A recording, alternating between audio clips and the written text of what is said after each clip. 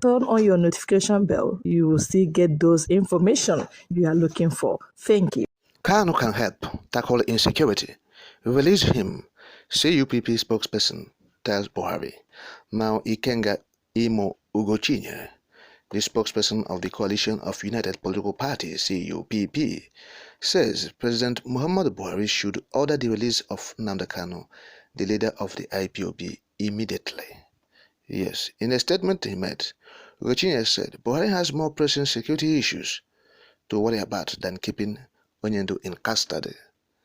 He said, I quote, Nigeria presently is contending with terrorism in the northeast, farmers, herders clashes and banditry in the north-central, abductions and armed attacks in the southwest, restiveness and attacks by unknown gunmen in the southeast, and abductions, court wars, vandalization of oil installations, and oil theft in the south-south region. The president has more pressing issues to worry about. He should know that the nation cannot enjoy peace so long as any part thereof is troubled. Kanu can help tackle insecurity in the southeast. That's why those who want the confusion in the region, and Imo State in particular, to continue will always oppose any move for the federal government to obey the court order for Kanu's release. I therefore renew my call, appealing to President Muhammadu Buhari to show statesmanship and fatherly introspection by ensuring the release of the leader of the Indigenous People of Biafra, IPOB, Mazi Nnamdi Kanu, from detention, end of quote. And so he's talking about Muhammadu Buhari to release the leader of the IPOB. He should have the fatherly introspection, but there's nothing like that. It is lacking. That's why Nigeria is in this mess since 2015, about 8 years now. Nigeria is in a mess because this is lacking in a leader, number one citizen, who is navigating the country. And today Nigeria is in abyss. So the man is not listening. He's not even existing. Yes, because he doesn't feel anything. Someone who is in existence should feel pain, should feel, even when things are going good for him, he should express his feelings and feel happy or excitement. Okay? So because you are living. But this man we are talking about, who is the president of Nigeria, doesn't feel anything. He doesn't feel even excitement. He doesn't feel pain or anything. So if any part of the country is in shambles, is in crisis, insecurity rocking, it's not his business. It doesn't concern him. He doesn't know what is happening around him. And yet he's the president of Nigeria. So I wonder if this man is in existence or is living in the moon. Because one will begin to ask himself, what kind of president is this? Forget about the release of Nnamdi. We are talking about other sundry issues that concern the Nigerian as a country, as a nation, if there's anything like that. Yes. The man doesn't show care or empathy. He's just there. And that shows that Nigeria is in double jeopardy. Exactly. And so that is it.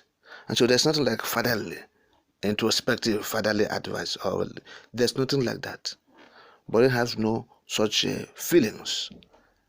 There's no such feelings as fatherly introspection. Okay? And so talking about the terrorism in the northeast, talking about the abductions and the banditry, or the farmer herders clashes in the north central. And we said there's nothing like farmer herders crisis in the north central states. What you have in the north central state is herdsmen attack. Let Nigerians be guided.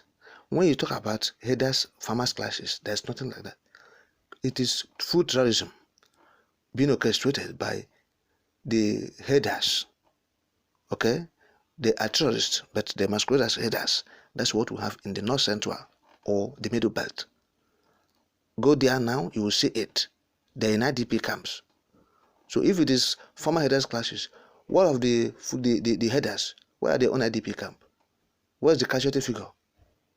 Where? What is the casualty figure of the herdsmen if they have been clashing with the farmers? Okay? Because it will be attack and counter-attack. You attack me, I attack you. That's clash. Okay? Or both clash together and you see casualties from both sides. But this one, the other people are not suffering any casualty. the Fulani terrorists masquerading as herdsmen, they are not suffering any casualty. So it's not a clash. This is attack. Terrorists masquerading as herdsmen attacking the people of Benue, attacking the people of Nasarawa, okay? Attacking the people of Niger, attacking the Kaduna people, okay? In Plateau State, they attack the people there. They force them to leave their homes and they occupy these foreign invaders, Fulani invaders. So that is it. We are trying to correct Nigerians from misrepresenting some facts by using certain words or diction. Okay? This we know is inadvertently committed. It is not actually a deliberate attempt to undermine the sufferings, to undermine the attacks and the pains and anguish people of North Central State are passing through. We understand. So that's why we are correcting the impression. This is attack, not clash between herders and farmers. It's full-blown terrorism orchestrating on the people. Okay? And so that is it. So the CUPP said, release this leader of the IPOB. He can help to bring security. He can help to curb this insecurity we are having, particularly in the Southeast. And we are saying the president is not interested in bringing peace to any region. How much more the Southeast? He's not interested. He wants the Southeast to go up in flames. That's what he wanted. And that's why he's keeping the leader of the IPOB there.